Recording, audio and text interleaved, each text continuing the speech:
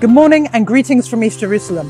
My name is Sarah Muscroft. I'm the head of the United Nations Office for the Coordination of Humanitarian Affairs here in the occupied Palestinian territory. Today, the humanitarian community and the State of Palestine launch jointly the 2021 Humanitarian Response Plan for OPT. This year, because of the COVID-19 crisis, we are launching the plan from multiple locations. We have participants joining us from East Jerusalem, from other parts of the West Bank, from Gaza, and from abroad.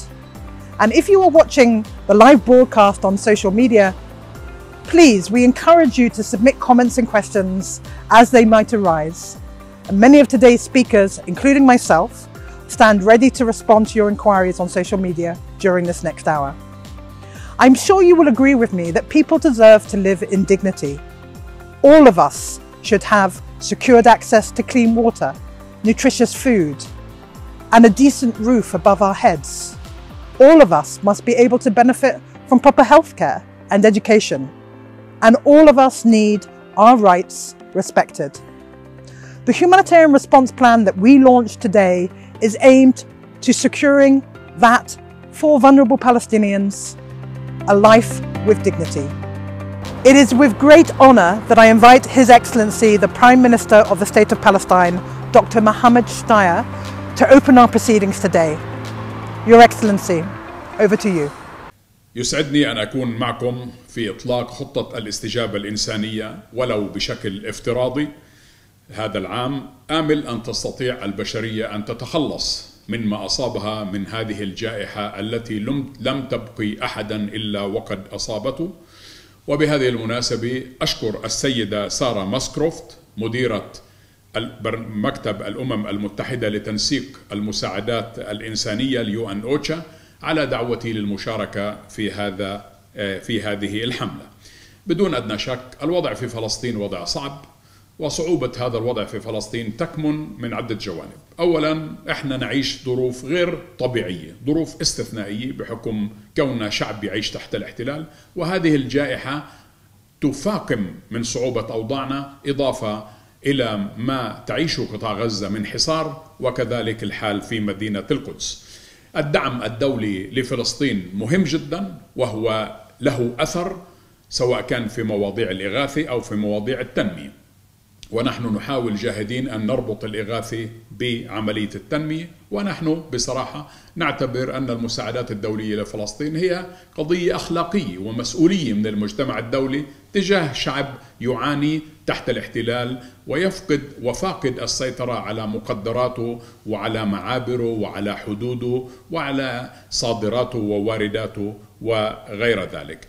بدون أدنى شك لو أن الشعب الفلسطيني قد حصل على حقوقه كاملة قد لا نحتاج إلى مساعدات دولية. لذلك بدنا نشتغل على مسارين: المسار الأول إحقاق الحقوق الوطنية للشعب الفلسطيني، والمسار الثاني تمكين هذا الشعب ماديا واقتصاديا ومعنويا في مواجهة هذه الحملة والهجمة الاستيطانية والجدار والحواجز وكل ما له علاقة بتعطيل الحياة اليومية للشعب الفلسطيني. أقدر لأوتشا شغلها وعملها في الضفة الغربية بما فيها القدس وقطاع غزة، وأتمنى لكم عام جديد في عام 2021 إن شاء الله بتكون الأمور للعالم كله أفضل ولشعبنا الحرية والحق في إقامة دولة المستقلة وعاصمتها القدس. وشكرا لكم. Thank you as ever, Your Excellency, for your insightful words and your perspectives. Indeed, the humanitarian plan that we launched today seeks to complement the efforts of the Palestinian authorities to increase the resilience of the women, men, boys and girls that we seek to serve. In total, we have 213 organisations standing ready to implement this plan. It consists of 186 different projects aimed to provide assistance to 1.8 million of the most vulnerable Palestinians so that they can live in dignity despite the circumstances in which they are caught. The humanitarian community has prioritised areas where the Palestinian Authority cannot freely reach, particularly the Gaza Strip, East Jerusalem, Area C and the Israeli-controlled parts of Hebron known as H2 in the West Bank. With us today is my colleague Lucia Elmi, the Special Representative of UNICEF in the State of Palestine. She is also the Humanitarian Coordinator ad interim for the occupied Palestinian territory. Lucia, what are the protected humanitarian needs in 2021 and how will we respond to them? Thank you, Sara. Thank you, Prime Minister Staye, for launching the Humanitarian Response Plan with us today for 2021. The needs of 2.4 million Palestinian people are at the center of the HRP of this year, and this crisis has been the multi-layered sequencing of protracted protection crisis, the situation in Gaza, who has been deteriorating, and also augmented by the needs of the COVID-19 response. This year we have prioritized the needs of the most vulnerable people, who are 1.8 million, who is in severe needs, who unfortunately had increased with respect to the last year.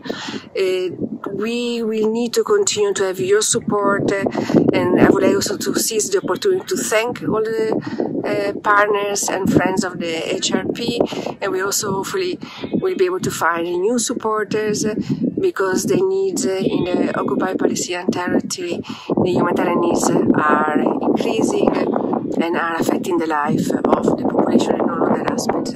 So thank you again for your support. We need to have your continued support for next year to continue to provide the humanitarian programs, but also link it to the longer term needs and have that bridging gap of the nexus between the humanitarian and the development work.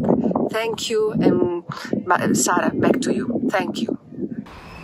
Thank you, Lucia. Indeed, our primary objective is to reach the most vulnerable. Palestinians' needs here have been driven by violations of their rights.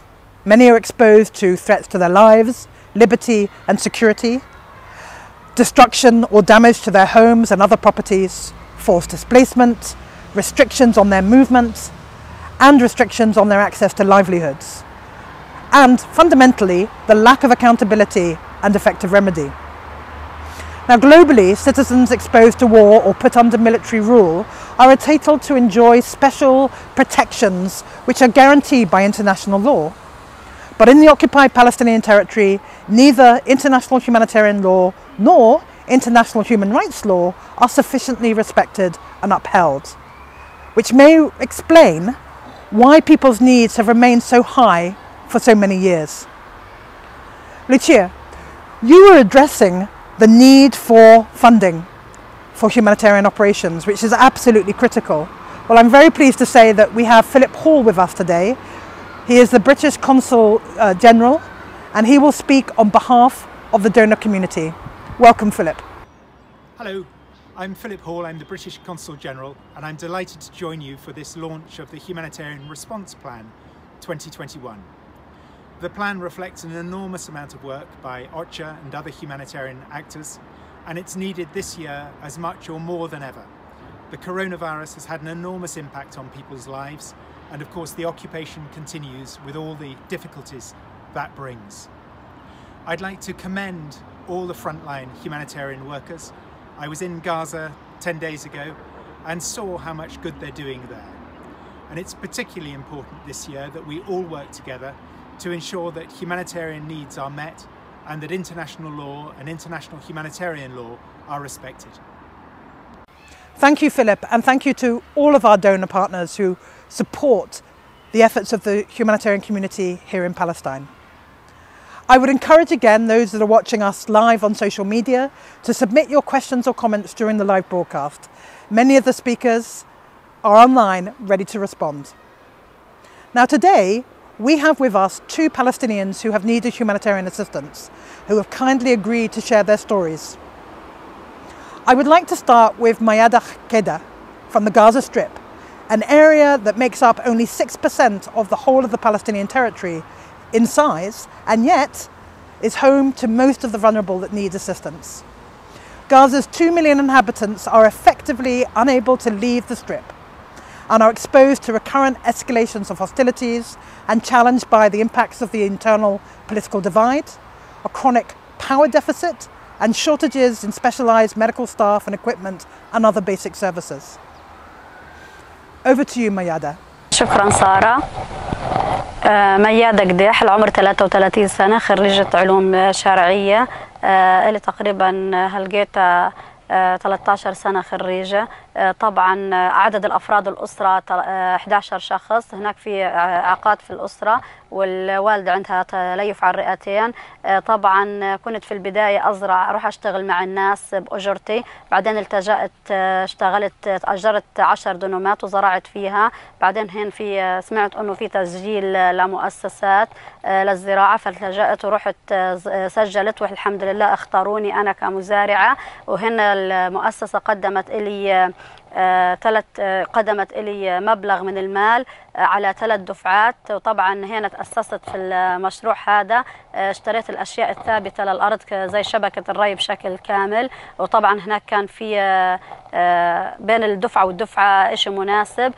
طبعا أنا بتمنى أنه المشاريع هذه تضلها باستمرار علشان أنه نحسن من وضعنا الاقتصادي، لأن المشروع هذا أجاني حسن لي من وضع الاقتصادي، لأن كنت هناك واقفة موقفة شوي بسبب جائحة كورونا. فالمشروع هذا أجاني فطلعني من الأزمة المالية اللي أنا فيها. وطبعا بتمنى من المؤسسة الدعم للمشاريع وخاصة للنساء في قطاع غزة. وشكرا، يعطيكم العافية.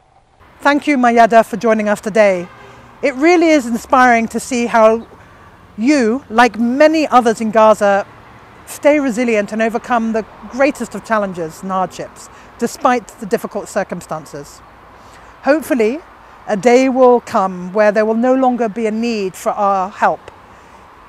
And we hope this is getting closer. But until then, I am proud of our humanitarian community working tirelessly to support people like you and your family.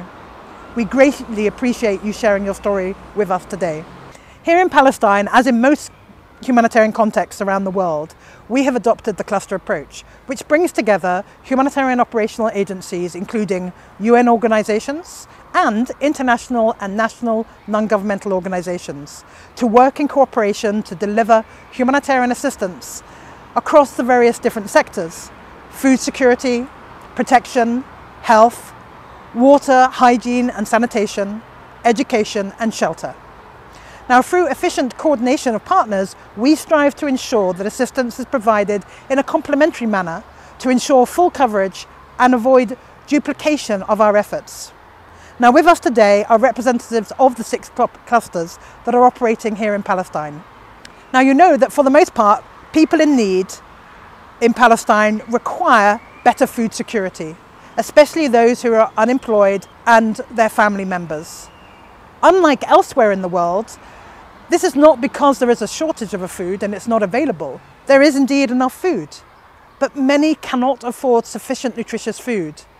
Since the greater part of our humanitarian response plan involves operations that are related to food security, let us first go to Ciro Firello, who heads the Food and Agricultural Organization in the West Bank and Gaza and is a co-lead agency of the food security sector. Welcome, Ciro. Thank you, Sarah, and good morning to everyone. About 2 million Palestinians do not have access to sufficient, affordable, and nutritious food. 1.4 million of them are in the Gaza Strip. The other 600,000 are located in West Bank. This food insecurity is driven by limited access to food, arising from inadequate access to land, water, and other factors of production, as well as from the many restrictions affecting the movement of people and goods. These restrictions cause a continuing erosion of livelihood, high unemployment, and reduced household incomes. The COVID-19 pandemic has made these restrictions even stronger due to the need to limit movement and spread of the virus. And so, the same measures put in place to contain the virus have further disrupted the food and nutrition security of Palestinian people. The pandemic has indeed put under pressure the entire food system, production, distribution, and consumption. In this way, it has further deteriorated the fragile food security and livelihood of vulnerable Palestinians. In response to this situation, the food security sector has defined a strategy to ensure that the essential food and nutrition needs of Palestinian people are met, to enable a quicker and more inclusive recovery, sustaining the production and distribution of food that is safe for both producers and consumers. The food security sector also intends to protect the livelihood of smallholders, focusing on promoting job creation and income generation opportunities. To increase smallholder farmers' productivity and supporting producer access to input is another specific commitment. The sector response will focus on supporting the coping capacity of affected households with particular attention to gender-based vulnerabilities, mainly through mainstreaming gender in all food security programming. The FSS partners will work to protect vulnerable Bedouins, herders, farmers, and fishers by restoring their productive capacities, and protect and promote their resilience through the rehabilitation and provision of basic assets, as well as the facilitation of access of essential inputs and services, all as needed to advance the quality and sustainability of local production. As an immediate response to households with limited access to nutritious food, food commodities and cash transfers, such as food vouchers, cash for work, and conditional and unconditional cash assistance will be delivered. Our response strategy aims to enhance efficiency and effectiveness of humanitarian assistance through a renewed collaboration among all partners. We aim to strengthen the nexus between humanitarian, developmental, and peace efforts as needed to enhance the resilience of Palestinian people and reduce their aid dependency. Thank you. Over to you, Sarah. Well, food insecurity is indeed a critical challenge. A deeper and more profound challenge are the protection issues faced daily by Palestinians in Gaza and in the West Bank. So I next turn to the protection cluster. When we say protection in the context of OPT and in the humanitarian realm, we mean efforts to ensure the respect of people's rights. Since in the occupied Palestinian territory, rights are violated too frequently, we define the situation here as a chronic protection crisis, which is the principal driver of the many needs to which we respond to in our humanitarian response plan. Today we will hear from James Heenan, who heads the Human Rights Office, which leads the protection cluster in OPT. Over to you, James. Thanks, Sarah, and greetings to colleagues. When we look at the protection needs for next year, for 2021, we have to remember that these are built and based on the risks identified this year. And while we regularly decry the situation in Palestine in terms of protection as getting worse and worse every year, we have to say that 2020 was a particularly difficult year where protection risks increased both in number and severity. In Gaza, we have the Israeli blockade and limitations on the economic opportunities for Gazans. We had periodic escalations of violence, a few less this year, and of course the internal Palestinian divide. But with every passing year, these drivers that we all know and that have all been there for a long time, these drivers cut deeper into the resilience of individuals and families in Gaza. Children, youth, women with disabilities are disproportionately affected by the protection situation in Gaza, and we see increased risk of poor mental health and stress, anxiety, depression, all affected by the situation, lower educational outcomes, child labour, and unfortunately domestic violence. We also have to deal with the legacy of the recent past, the legacy of the injuries from the Great March of Return, as well as the outcome of the 2014 conflict and the IDPs that created. Similarly, in the West Bank, structural drivers remain for the foreseeable future.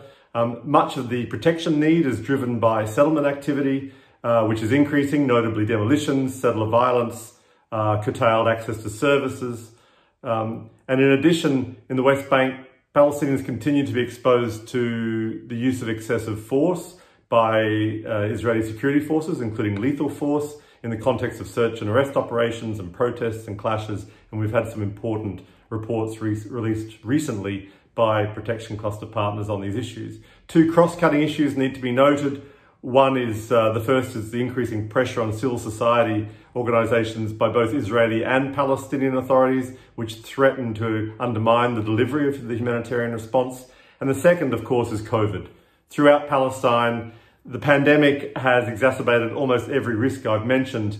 In particular, GBV prevalence has spiked enormously.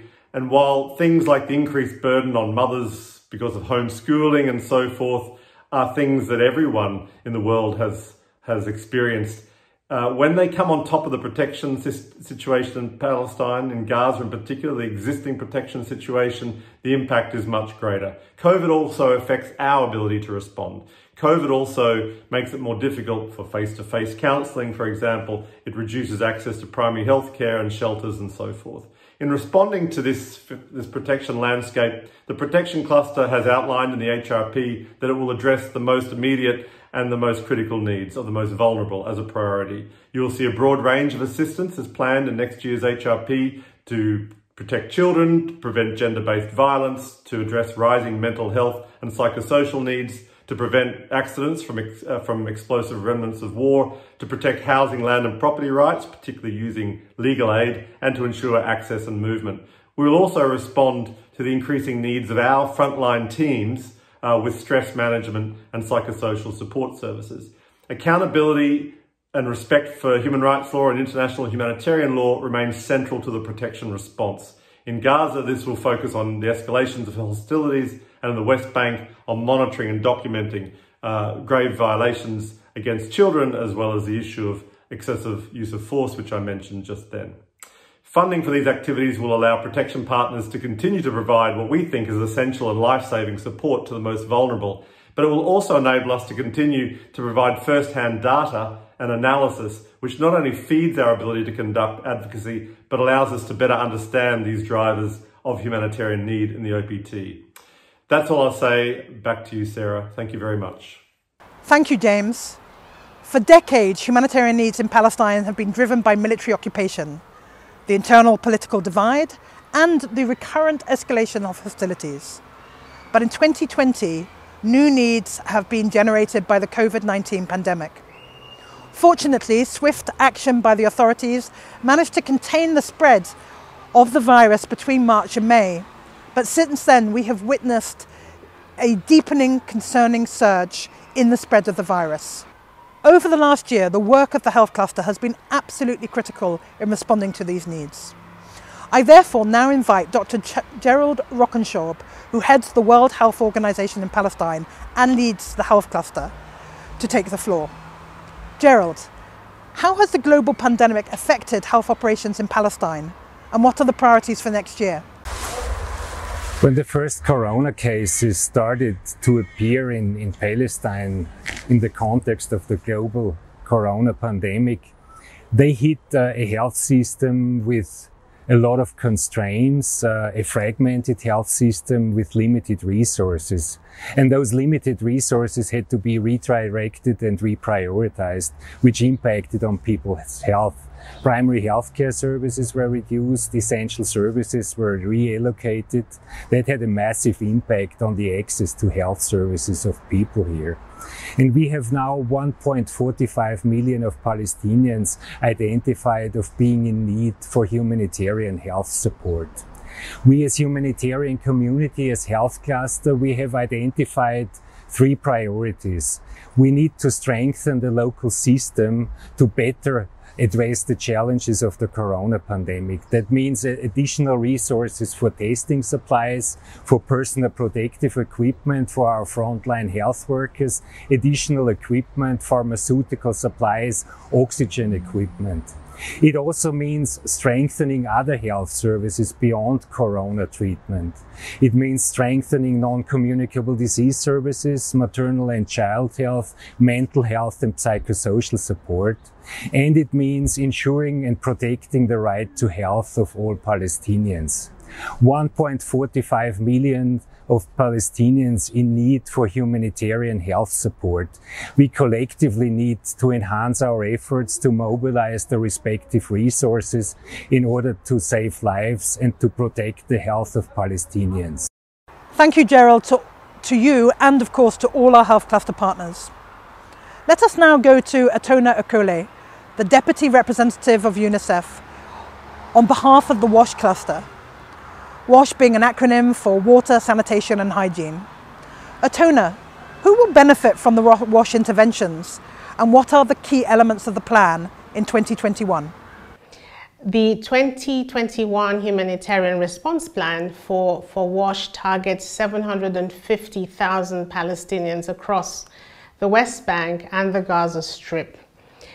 These are mainly vulnerable communities that have limited access to WASH, sanitation, solid waste disposal and flood mitigation services.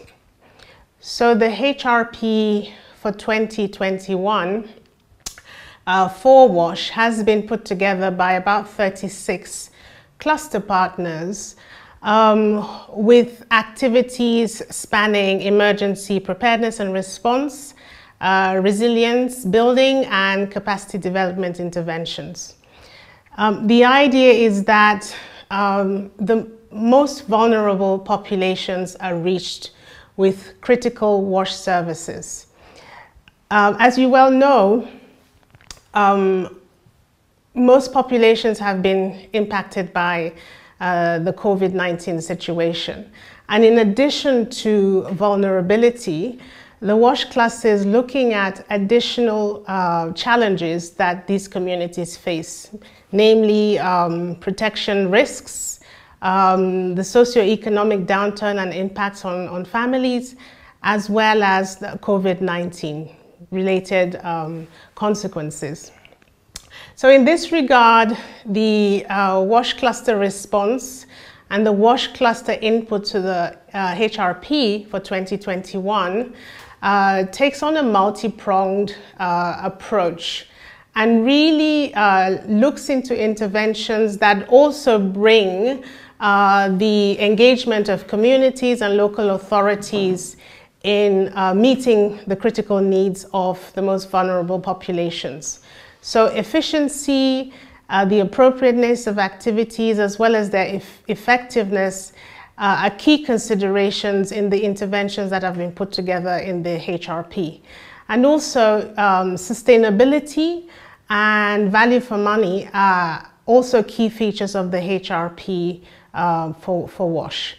It is critical that these interventions are funded, and it is critical that vulnerable communities continue to receive services for WASH and to meet their basic needs. Many thanks, Atona. Before we move on to the final two clusters, education and shelter, let me just remind you, please feel free to ask any questions for those of you who are watching live on social media. We're ready to respond. Now, for education, we have Jason Lee, the Country Director of Save the Children, who is currently in Area C, next to one of the multiple schools that are at risk of being demolished. Hello, Jason. Over to you to tell us about the work of the education cluster. Thank you, Sarah. Good morning, good afternoon, good evening, ladies and gentlemen. I'm filming this here from Ras Al Tin community. This is a remote school that provides a critical education for 50 children in remote Bedouin communities. Unfortunately, this school, like many other schools in Area C, are under threat of being demolished. On behalf of the Education Cluster, I would like to present the request for the 2021 Humanitarian Response Plan for the education sector. As in Palestine, globally, we see the number of children requiring assistance to ensure access to education has been increased. This year, the HRP covers 18 projects, 4 national, 8 within the Gaza Strip, and 6 within the West Bank, that seeks to provide education to 413,000 students, teachers, and the respective communities. The total projects account to a value of 25.3 million, and the activities within this project really seek to ensure that children are able to safely access quality education. It looks to providing a safe environment within the schools, with the provision of hygiene kits, school supplies, and basic rehabilitation or infrastructure upgrades, particularly to WASH facilities in schools, as we know that these are critical during these times of COVID to ensure that children can adhere to the guidelines of washing their hands and keeping themselves safe. The projects also look at to ensuring that students are both able to continue accessing education both through online and remote learning modalities, but also for offline modalities for children and families that don't have access to internet and don't have access to IT equipment. These projects look to provide much needed and critical mental health and psychosocial support to children and their families, especially as we see the impacts of COVID having on the mental health and well-being on students and their families. The projects also look to support the students, their teachers and their families to create a safe environment, and especially in Area C in Jerusalem, to ensure that children are able to safely travel back to and from school in very difficult circumstances. Again, we hope that the 2021 HRP will allow the education sector to continue providing support to schools such as Ras Al Tin, so that children, vulnerable children, such as these children in these remote communities, can access education. Thank you very much, Sarah. Thank you very much, Jason. The demolition risk that you have mentioned is relevant not only to schools, of course, but also to other types of structures, including homes. This is particularly concerning when home demolitions often lead to the displacement of people and are thus associated with forcible transfer. This brings us to the last cluster today. I'd like to invite Caroline Ort, Country Director of the Norwegian Refugee Council, who is also joining us from another area of Area C, to present the planned shelter interventions under the plan. Over to you, Caroline. Thank you, Sarah. Very glad to be here, and a warm welcome to all participants in the public launch of the Humanitarian Response Plan 2021. I am standing in the central West Bank community of Sate al-Bahar, one of 18 Jalim Bedouin communities on the Jerusalem periphery, in need of shelter and frequent demolition responses. In Area C of the West Bank, there is a growing yearly need of around 800 shelters. Implementing these needs remains a challenge under the current planning regime in Area C, while 3,200 existing substandard shelters need urgent upgrading and rehabilitation in around 180 communities. In fact, more than 430,000 Palestinians in the West Bank, including East Jerusalem and Gaza, are in need of adequate housing and shelter.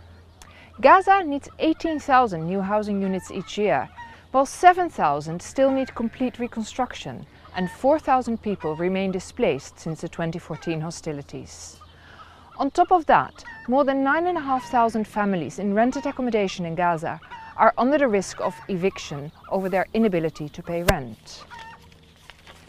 In addition, the COVID-19 pandemic has shown the inability of poor families to find suitable quarantine or isolation areas within their overcrowded and substandard homes. They are also in need of shelter-related responses, including hygiene kits and non-food items. I would like to conclude with some short remarks. Shelter structures are at an increasing risk, especially in Area C in East Jerusalem. In 2020 to date, 294 residential structures have been demolished, a 4-year high. Currently, the shelter and non-food item stock is low. Pre-positioning and stocking such items is paramount to providing an adequate and timely response during emergencies. An estimated 150,000 kits should be pre-positioned based on various scenarios and contingency planning. The cluster's funding deficit hinders the delivery of urgent needs to 230,000 Palestinians. The average funding level over the last 3 years for shelter under the Humanitarian Response Plan has not topped 18% of the requested amount. Back to you, Sarah. Thank you very much, Caroline. And with this, we conclude the cluster section of this launch of the Humanitarian Response Plan for 2021.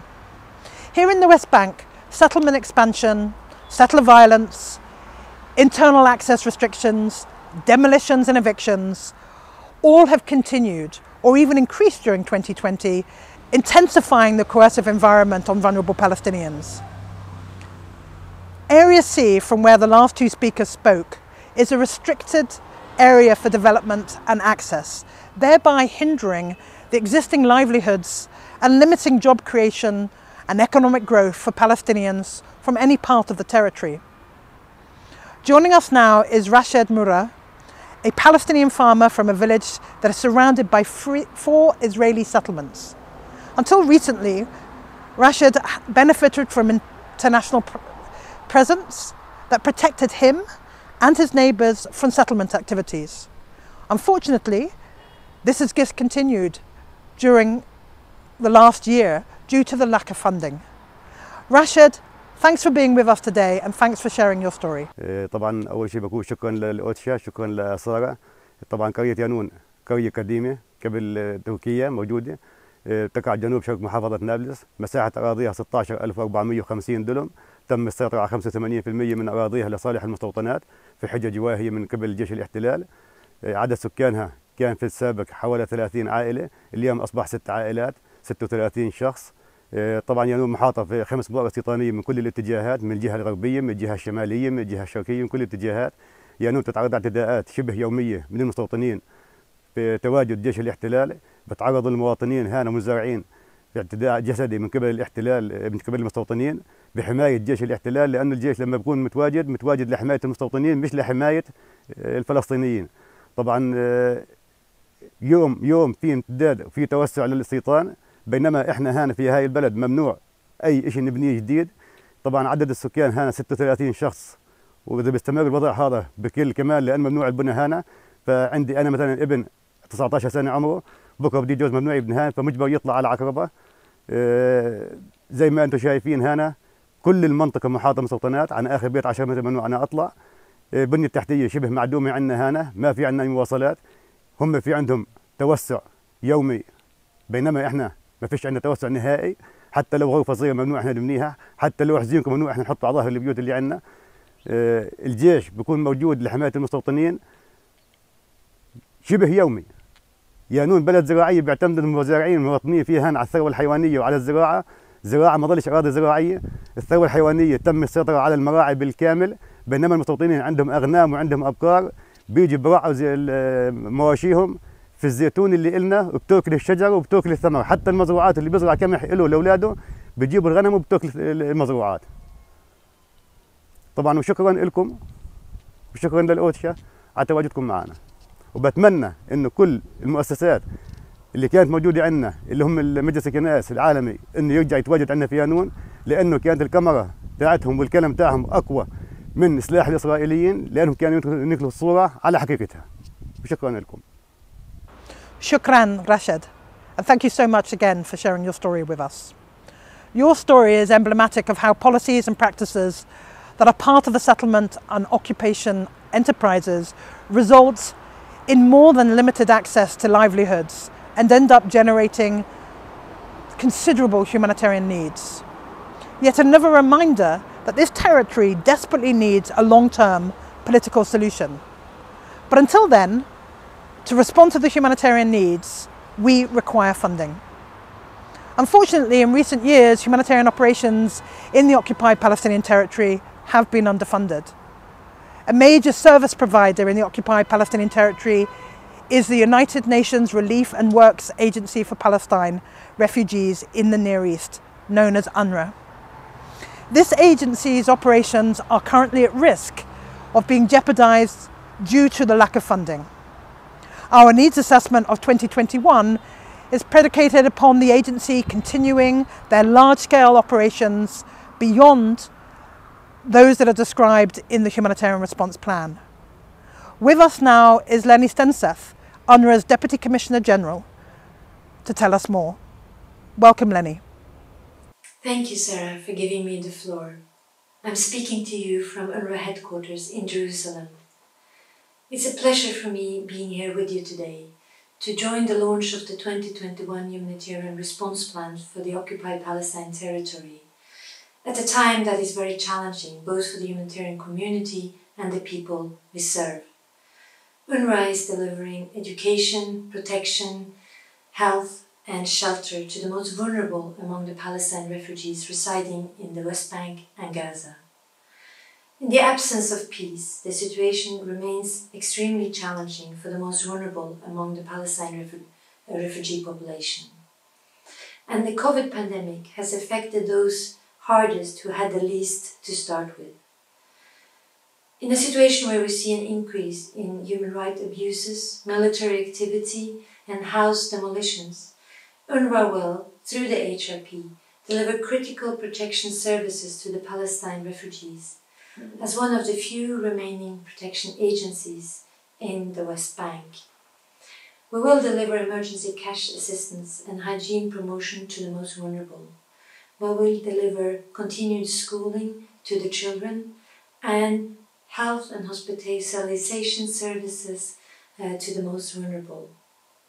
In Gaza, after 14 years of continued blockade and economic collapse, the agency's key priority is to deliver food assistance to more than 1 million Palestinian refugees and to deliver cash for work opportunities to as many as possible. We will also address the ongoing mental health crisis as well as challenges related to the COVID pandemic and offer mental health counseling as well as personal protective equipment and increased hygiene promotion in our facilities such as the schools and the healthcare centres. Within the HRP, UNRWA will for 2021 ask for $163 million that will enable us to continue to deliver critical and life-saving services to Palestine refugees. I would like to stress the importance of continuing to deliver humanitarian assistance to Palestine refugees and to ensure that their basic right is respected. I would also like to thank the donor community for your solidarity with the Palestine refugees, those who are the most vulnerable among the vulnerable. And I would also like to thank you for your continued support to the agency, to UNRWA, throughout the years, and we hope for your continuous support in the coming year. Thank you. Thank you, Lenny. And thank you to those of you who are listening and watching live, who have submitted comments on social media during the broadcast. I would now like to give the floor to Shaza Odeh from the Palestinian NGO network Pingo, an important partner in the Humanitarian Response Plan. Palestinian NGOs and community-based organisations are the front line of aid delivery, and their ability to deliver assistance has become increasingly difficult. Over to you, Shaza. بداية بحب أشكر سارة والمنظمين لهذه الورشة الهامة بإعطاء شبكة المنظمات الأهلية الفرصة للتحدث عن التحديات التي واجهتهم وما زالت خلال فترة جائحة الكورونا كوفيد 19. بشكل عام كون أن المنظمات المجتمع المدني تعمل في عدة قطاعات ومجالات مختلفة سواء في المجال الزراعي أو الصحي أو التعليمي وحقوق الإنسان والبعد التنموي، وبالتالي نستطيع أن نلخص هذه التحديات بالنقاط التالية. إذا أردنا أن بداية جائحة الكورونا كان لها متطلبات ومستلزمات عالية من حيث توفير المواد وتوفير المواد الواقية. كان من الصعوبة بمكان مؤسسات المجتمع المدني بتخصصاتها المختلفة وتحديدا المنظمات الصحية بتوفير هذه الملابس الواقية، ولأنه هناك كان يعني بسبب ارتفاع أسعارها أولا وبسبب فقدانها بالسوق ثانيا. أيضا من التحديات الكبيرة أيضا لمواجهة الكورونا هي التمويل الذي يتم للمنظمات الأهلية. غالبية التمويل وكلنا نعرف توجه إلى القطاع الرسمي وتحديدا للمنظمات الصحية أو الزراعية وغيرها والتعليم لكي يواجهوا الموضوع على مستوى الحكومة، مما قلص فرصة حصول المؤسسات الأهلية على التمويل بشكل عام لكي تستمر في خدماتها، حيث من المعروف أن مؤسسات المجتمع المدني الفلسطيني تتعرض إلى تضييق المساحة من على مستوى العالم وتحديدا من اللوبي الصهيوني الذي يقوم بالتحريض ضد مؤسسات المجتمع المدني بما فيها شبكة المنظمات الأهلية والمؤسسات المنضوية في إطارها. أيضا من التحديات التي واجهت مؤسسات المجتمع المدني قدرتها على استدامة خدماتها وتحديدا في فترة الإغلاقات وفي فترة الإغلاق الشامل. مؤسسات المجتمع المدني كانت نتيجة التصاقها في الجماهير وفي المناطق المصنفة جيم ومنطقة الH2. يعني غالبية من يقدم خدمات في هذه المناطق هم مؤسسات المجتمع المدني. كان هناك صعوبة بمكان أن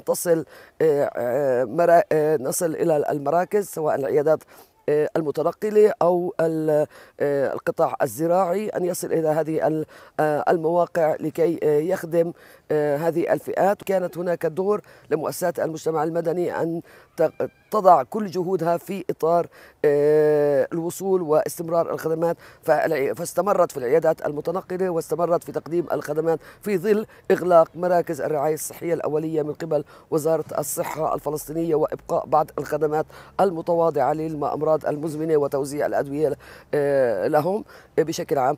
خلال فترة كوفيد وما زالت من المعروف أن صفقة القرن وسياسة الضم والتوسع بدأت تأخذ تطبيقاتها على الأرض، فعانت مؤسسات المجتمع المدني من القطاع الزراعي وغيره من انتهاكات للمستوطنين. المواطنين تعرضوا أيضا لانتهاكات، وزادت نسبة الانتهاكات ضد المواطنين، وبالتالي هذا كان عبء على مؤسسات حقوق الإنسان في توثيق الانتهاكات وأيضا ورفعها إلى الجهات المختصة. وأيضا كانت عبء على المؤسسات الزراعية التي تقوم باستصلاح الأراضي في المناطق المهمشة والبعيدة والفقيرة، فمنهم من تعرضوا إلى قمع من آليات الاحتلال ومصادر الأدوات الزراعية والعربات التي يقوموا بها، أو منعهم من دخول إلى المناطق الزراعية. هذا شكل من الأشكال، ولكن المجتمع الفلسطيني برمته وتعرض بوتيرة عالية إلى الانتهاكات، سواء العمال أو على الحواجز أو على يعني المناطق أو في التنقل للقدس أو القدوم من غزة.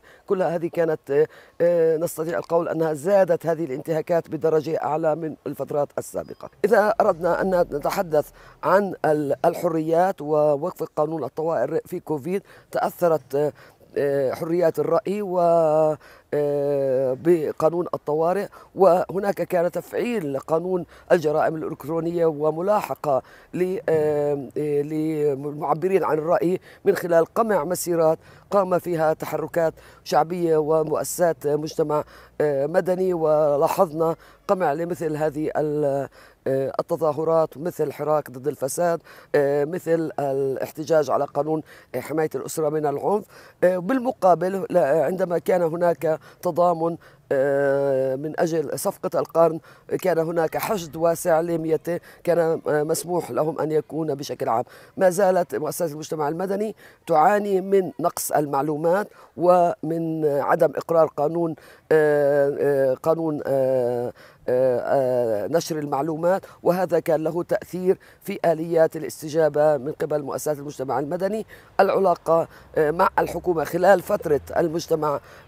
فترة الكوفيد وما زالت نعتبرها، يعني هناك استشارات ونقاشات ما بين الحكومة وما بين مؤسسات المجتمع المدني أنها تبقى في إطار الاستشارة في الخطط وفي الأولويات، ولكن ليس في التنفيذ أو في تقاسم الموارد بشكل عام. وهناك الكثير ما نستطيع أن نضيفه إلا أن الوقت لا يسمح. أشكركم لاستماعكم. Thank you, Shaza. I'm looking forward to working with you more in 2021. Finally, we have two speakers representing the Association of International Development Agencies, IDA. First, I would like to go to the West Bank Programme Manager at CARE, Ayman Shuabi, to share some insights on what hinders their ability to operate. Ayman. As you all know, the livelihoods of households and entire communities living in Area C or relying access to Area C continue to be undermined by the Israelis' confiscation, demolitions, denial access to resources like water and land.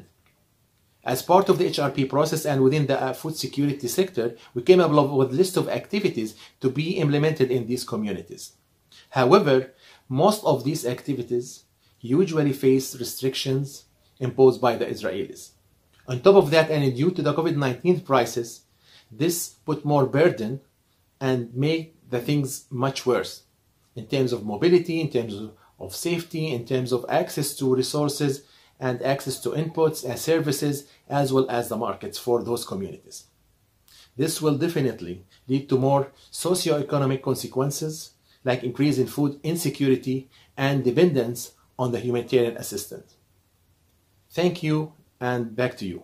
Our last speaker, also representing IDA, is joining us from Gaza. Jehad Abu Hassan, who is the field coordinator with Premier Agence International, will say a few words on the so-called access restricted areas. These are the areas that run inside the blockaded enclave along the perimeter fence and off the coast, where Israeli authorities restrict Palestinian movement. He will tell us how this affects the farmers and fishers within the Gaza Strip. Jehad, over to you.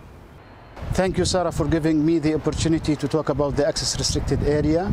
The main challenges faced by farmers and fishers are the physical threat for farmers within 500 meters from the fence.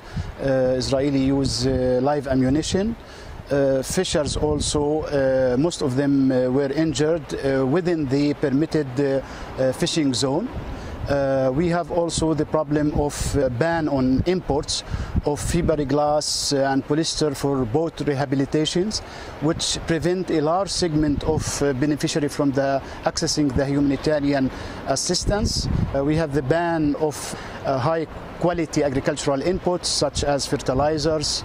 Farmers also suffer from the chemical spraying in the access restricted area.